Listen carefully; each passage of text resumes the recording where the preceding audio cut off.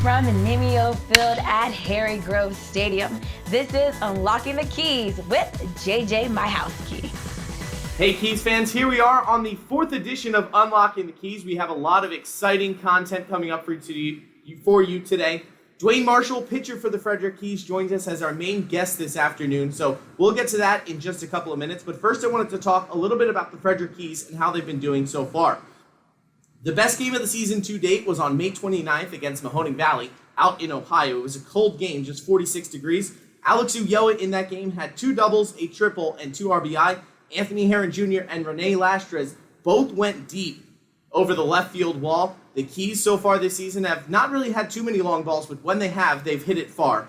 Dominique Colley this season has been one of the best Frederick Keys hitters. He ends the homestand against Mahoning Valley, hitting over 300 on the season. He swiped 6th through Saturday's contest, and Dominique Colley has had his contract extended now. He started the season on a temporary contract. Now he will be here for the rest of the season up until the MLB Draft because he has done so well and has been really catching some names.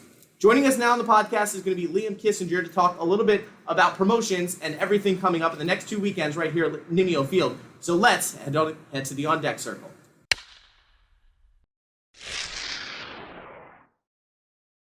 Here we are on Unlocking the Keys. Liam Kissinger joins us now on the podcast to talk a little bit about the upcoming promotions, first against the Mahoning Valley Scrappers this upcoming weekend, and then about the Trenton Thunder promotions on Father's Day weekend. Liam, how are you doing so far today? I'm doing great. Looking forward to all these promotions coming up here at Nimio Field, and really excited to see all the fans out here. We have a lot of growing numbers coming in as the season's going along. Well, Liam, you mentioned Nimio. They are our main sponsor for this Friday night against Mahoning Valley. What do we have on the table ready for this weekend? So we have a jersey giveaway. It's a Ryan Mountcastle jersey. We're giving it away to the first 1,000 fans that come out to the stadium on Friday, June 11th, and that is sponsored by Nimio, and they are also sponsoring the fireworks for that night. So a firework night and a giveaway. Can't have a funner Friday night here at Nimio Field. And then on Saturday, it is Superhero Day. We're going to have some fun here at the park. Fans are encouraged to dress up, I hear. Yes, we're going to have some of our staff in costume, and anyone that's in costume gets to do a parade out on the field before the game. I think it's going to be a great day, and we can't wait to see everyone's superhero costumes. I know I'm going to be dressed up and ready to go. Any idea what you're going to dress up as? Probably Wolverine. Okay, all right, good pick there. All right, so then moving on to Father's Day weekend against the Trenton Thunder. They're in town for the first time this season, and Frederick is going to be hosting a special weekend all weekend long for Father's Day. What are some of the fun events that we have planned there? Oh my gosh, we have quite a jam-packed weekend. It's going to be a great weekend. And first we're starting off with Art in the Park, sponsored by the Frederick Arts Council. And that night, aside from their sponsorship, they are also doing a specialty jersey. And that is going to be available for auction starting the Monday before the game is to take place. And that will end the night of the game. And we're going to wear those on field, of course, and people can bid on all of our players' jerseys. And those jerseys designed by Luce Merlin, a local artist here in Frederick. And then what else do we have coming up on Saturday night and into Sunday for dads who want to come to the park with their kids? So Saturday we have a little bit different than the past years. Precision Heating and Cooling is going to be still going with that duck theme, but instead of a duck giveaway, we're going to be doing a duck mask. So just keep that COVID safe, and they're really thinking about us out there. And then following into Sunday, we have our Father's Day. We encourage everyone to come out and celebrate Father's Day with us. If you're looking for a little bit extra magic, though, we do have a specialty package that comes with a Specialty Keys beer stein, a voucher for a 16-ounce domestic pitcher, 2 reserve tickets, and just a lot more fun. And also, it includes 4 donuts sponsored by Krispy Kreme. We are very excited to have fans back in the stands here at Nimio Field this year. Thanks for popping on the podcast. I'm looking forward to all that coming up at the park. If you're interested in getting a ticket, you can visit frederickkeys.com or call the box office at 301-815-9939. Liam's going to be leaving us here on Unlocking the Keys, but don't go anywhere. Dwayne Marshall joins us next, player from the Frederick Keys.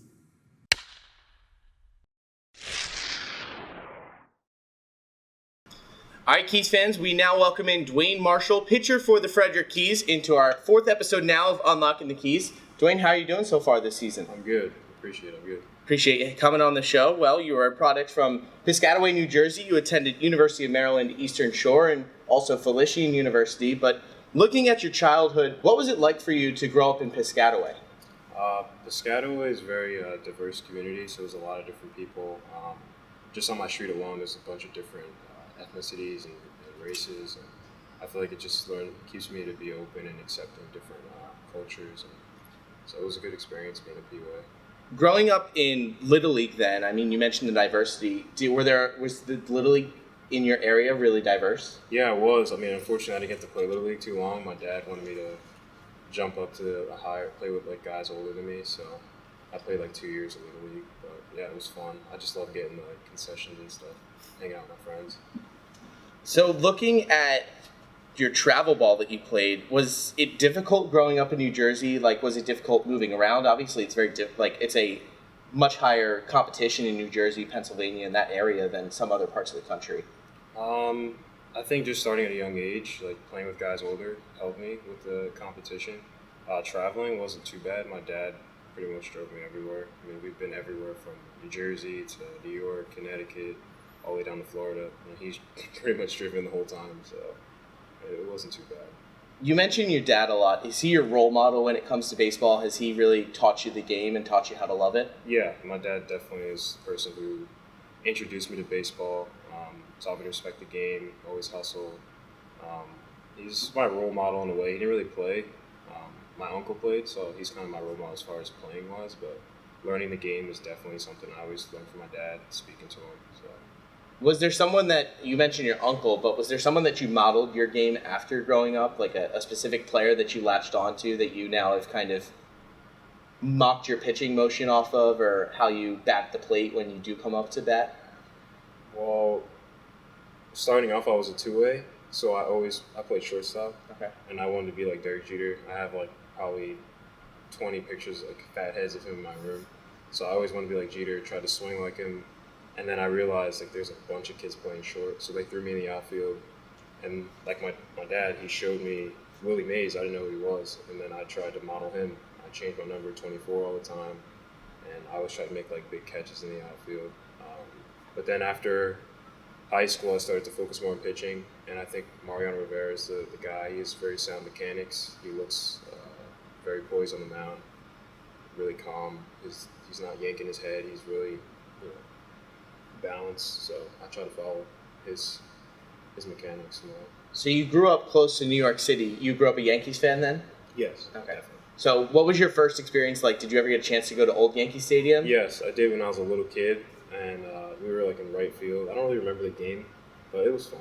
It was good. Can you compare like the Old Yankee Stadium to the new Yankee Stadium? I have not gone to the new Yankee Stadium. I was gonna go in 2020 with my dad, but the games got kind of canceled, pushed back, so we never won. Okay. So last question on just kind of growing up and heading out of high school. Who was a coach that really impacted how you were able to take your game to the next level? I got a lot of coaches. I mean, you said coming out of high school? Yeah, just growing up, like, was there someone that really helped push you along besides your dad that helped coach you throughout baseball? I would definitely say my coach at Piscataway for my Legion team, Coach Art. He really gave me a chance to just be me, play through errors, play through mistakes. And I think that's how people get better. It's not how good they do all the time. It's failure, adversity, learning.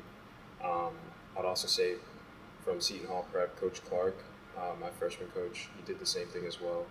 He let me have the ability to be two-way, pitch and hit. I played in the Northwoods League. I would also say Coach Walker. He was kind of chill. It was a good summer league. Like he's relaxed, but like I said, he let me be me. And I struggled a little bit in the beginning, but another coach. I'm sorry, I'm going. No, it's great. Another coach would probably be definitely Coach O'Brien, Matt O'Brien. He's the one who got me into. He's probably my favorite coach of all time, and he's the one who really got me in my mechanics and learning how to pitch through adversity, learning how to set batters up. That's what I think got me to the next level as a pitcher, Coach O'Brien. He got me into the Northwoods League, so he's been a big guy. I always call him if I'm ever in any type of trouble as far as like mentally with Yeah. pitching and everything. And then a coach I used to have, I really feel like I'm talking too much about coaches. I'm sorry. Mike Sudovich, he's a hitting coach I used to have as a kid. And he's the same way, a guy I can always call and talk to. I hope I didn't leave anybody out. But No, I mean, that's great that you have that fan base now as well, that you have all those coaches to be able to go back to. Yeah. Coming out of high school for you, what was the process like? You first went to University of Maryland Eastern Shore. Mm-hmm. What was that process like getting recruited out of high school to go play college ball? I started a little late because, I mean, I didn't really get that much opportunity in my junior and senior year of high school. I went to Seton Hall Prep, so I know my junior year I pitched only 1 inning, and the score was like 20-1 or something like that. And I had 3 strikeouts, and I never pitched again. And then my senior year, I pitched a little bit. They tried to make me a closer. I hit a little bit. I never really got a chance to really play in high school, so playing in the summer was my way of showing what I had. And Maryland Eastern Shore happened to be at one of the games, and they gave me an opportunity. And my family, we waited a little bit just to see other schools, but that was definitely a team that had the most interest and was the closest to home. My mom didn't want me to go all the way across the country, so. Yeah. When you went off to Maryland Eastern Shore, what was your major that you took up there? Biology. Well, my first major actually was criminal justice, and I had to change it to bio. I didn't know it was criminal justice. I didn't select it. It just, I don't know, it was weird. So yeah, I changed it to bio. What latches you onto bio, like as a player, or just, is it what you enjoy? Do you enjoy the science side of things? I mean, I like the science side of things. I just was always afraid of writing like long essays and stuff like that. And I feel like bio is like a way out of it. Also, my mom is big into like medicine and medical field, so that was something I wanted to pursue if baseball didn't work out. My grandfather was a dentist as well, so they didn't have like a pre-dental like track at that school at the time. They do now, so I just said bio is probably the next best thing. You can go different avenues in the field of science and stuff. So. What would be like if you? I mean, obviously baseball is your dream job, but what would be like your secondary dream job if you had to pick one in the field of science? In the field of science, I was gonna say something else. Field of science, I don't really know. I mean, I'd probably go more toward the medical field. Okay. Like maybe a dentist or like an optometrist or something. I think that's pretty. I mean, I don't know. I know it's probably hard to be an optometrist, but I go and get my eyes checked all the time. I wear contacts, and the guy goes, "Hey, does this look good? Does this look good?" I'm like, "Yeah." I'm like, is that it? Like, it seems pretty easy. I'm not trying to disrespect the field, but I think I could do that. I hear you. Yeah. So what were you going to say? What would be your secondary dream job if it wasn't in the medical field? I think you might know magic, probably. Magic? Yeah. Okay. What do you do with magic? How did that come up in your life? So I went on a cruise ship for my cousin's Sweet 16. Okay. And I was hanging out with my cousins like a little later, and there was this magician who came on board, and he started doing magic tricks. He's like, come on, and I was like, I was one of those guys who was just like, I know magic is fake, and I know he's gonna try to trick me, but I watched anyway, and he did some crazy stuff. Like he had like he pulled like a watermelon out of a hat like this big, and the watermelon's like, it was crazy. And I mean, I know he was doing some kind of like gimmick or something. Maybe it was a hole in the table or something. I don't know. But I went home after that. I started watching a bunch of magic tricks. I started watching like David Blaine, David Copperfield, Dynamo, all those guys. And I just got obsessed with it. I went to school, started learning tricks in high school, and I went to a Catholic school, so they always try to like. I thought they were gonna be a little like leery about it, like that's kind of like demonic types. Like we don't. Yeah. But they accepted it. Like one of the priests was like, "Hey, come on, show some magic." I was like, "All right." I did some card tricks. I did like money tricks. It's pretty much card tricks. That's what I do. Do you have like a favorite trick that you do? What's it called? I feel like if I say the name, someone can look it up and they'll know how the trick is done. Okay. But I can describe it. So I can have a deck of cards. I can make you pick any card you want, and then you can sign the card, whatever you want, and then I'll take the card, place it back in the deck, and I'll ask you to name a suit, any suit you want that's different than the one you picked, and then I can make all the cards turn into that suit. Wow. Yeah. That's pretty cool. Yeah. We'll have to get some magic here on Unlocking the Keys this year. Yeah. So you have the magic hobby. Is there anything else that you do off of the baseball field that you try to get your mind off of baseball with? When I was younger, it used to be wrestling. I used to wrestle a lot, but I guess that's a sport, not really a hobby. But I don't know. I used to when I was really young. I was probably like in third or fourth grade. I used to dance a lot. Okay. I don't do that anymore. Nah. But yeah, I think I'm too cool for that. So, moving on from University of Maryland Eastern Shore, you attended Felician and you became a graduate student. What was it like going through COVID and then transferring and being able to have that last year of eligibility? Honestly, I would say it's probably one of the hardest things I had to go through. Even though it wasn't that bad, I just think there was a lot of pressure, especially not having over the winter time. I didn't really have anyone looking at me as far as scouts and stuff. And I think transferring was like my biggest stepping stone to getting seen. At Felician, the coaches were great. Coach Javins, pitching coach, and Coach Langen really helped me get seen, communicating with people. But the transition was hard because you're coming to a new school. There's a lot of people who are already there, a lot of guys who are already starting pitchers, guys who can be jealous, guys can look at you like, who's this guy? So you got to prove yourself. And I feel like the constant feeling of trying to prove yourself puts way more pressure on you. So. Will you make another transition now into this MLB Draft League and hopefully getting drafted? I mean, obviously, do you still have time left on your graduate degree, like credits left, or did you pretty much finish everything there? Oh, no, I still have time left Okay. on my graduate. I mean, my bachelor's, I'm graduated. But, Okay. So you move into the MLB Draft League now. You still have the potential to go back to Felician if you wanted to. Obviously, you don't have NCAA eligibility anymore, correct? Yeah, So this is my last year. baseball in college is done, so your focus now becomes Major League Baseball. So what was this process like for you to find out about the MLB Draft League, and then what was it like for you to come to Frederick and join this team? I found out about the league from my previous school's coach Okay. at Maryland Eastern Shore, Coach Holloman.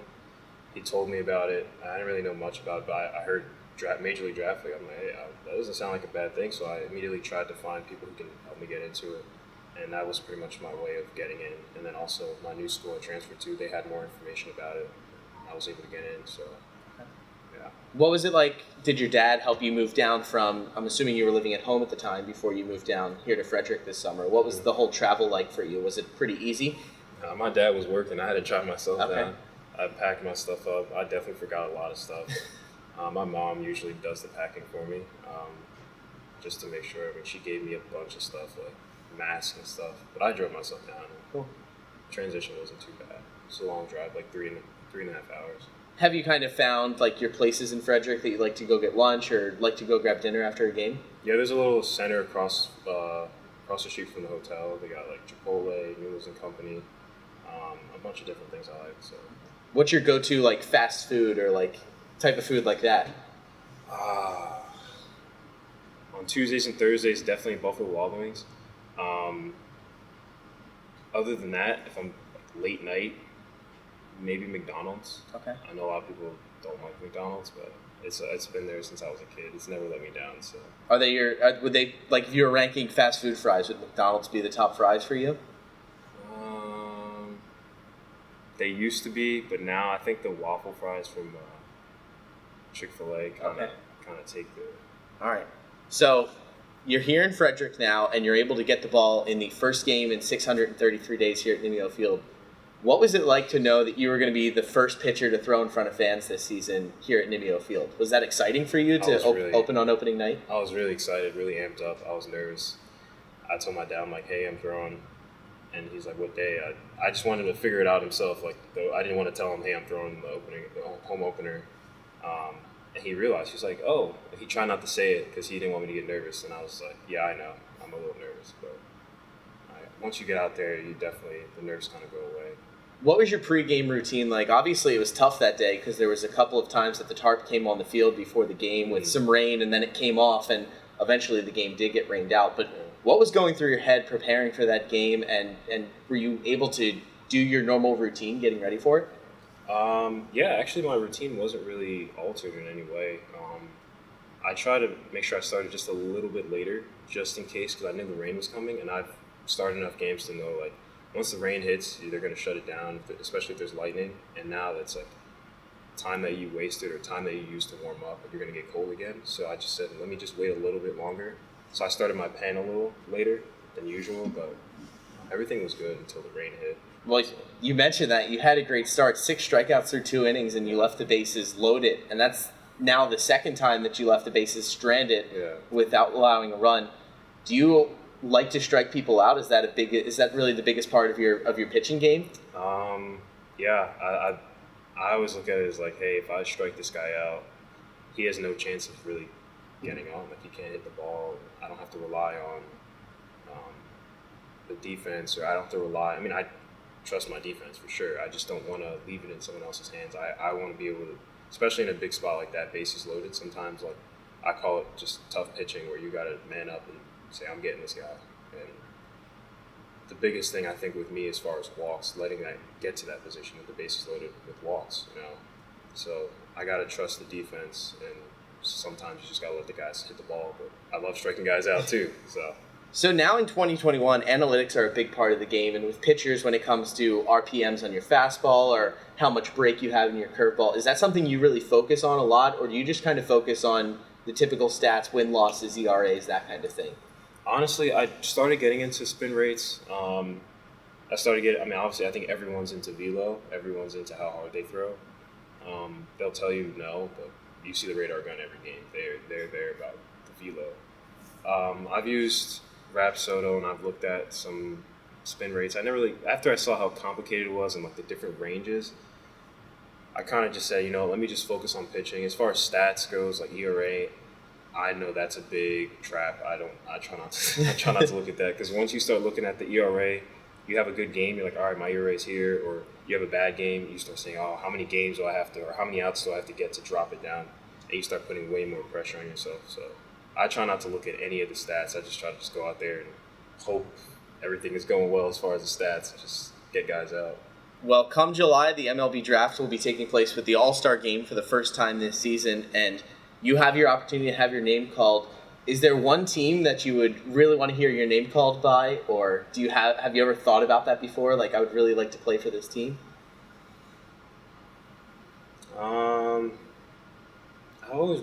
Ever since I was a kid, I always wanted to play for the Yankees. That's my favorite team. But now that I'm older, I know how things can be there. I know it's a little hard there. I don't want to get into that, but I'd like to be close to home, so maybe like the Phillies or probably the Phillies. Could you ever play for the Mets, being like a rival, like a crosstown rival of the Yankees? Honestly, any team that gives me a good opportunity, I'm going to take it regardless. Mm-hmm. It's Major League Baseball, the best players in the world, so I'll go anywhere. But the Mets, I don't really have a problem with the Mets. Yeah. Okay. Yeah. If you were drafted by the Yankees, obviously they have their whole thing with facial hair. Would you be willing to lose the beard and everything? Honestly, yeah. I mean, definitely, I'll shave it off right now. But it will hurt a little bit after a while. Like, I see myself without a beard. I feel like I look like a little kid. People say I look like I'm 30. Okay. Or at least older than I look, than my age. But yeah, I don't want to shave my beard off. I love it. Or my mustache, definitely. I don't think I've ever shaved my mustache. Okay. So yeah. Cool. Well, Dwayne Marshall joining us here for Unlocking the Keys, the 4th edition of the podcast this year. Dwayne, thanks for coming on. We really appreciate it. Appreciate it. Thank you. Once again, thank you, Dwayne, for joining us here on Unlocking the Keys, the 4th episode in 2021. Episode 5 will be out in a couple of weeks. We'll have another player for you once the rosters turn over, and some of the junior college players' temporary contracts are now over. We'll get some more Division I players as the College World Series begins to wrap up. Mike Rosenbaum going to be joining us in a couple of episodes as well to talk about upcoming draft prospects. But for today's episode, that will do it. Don't forget to follow the Keys. You can follow us on Twitter @FrederickKeys. You can search on Facebook, Frederick Keys, and on Instagram, once again, that handle @FrederickKeys. And if you want to follow on TikTok, you can follow @FrederickKeysBaseball. That'll do it for this episode of Unlocking the Keys. We'll see you next time.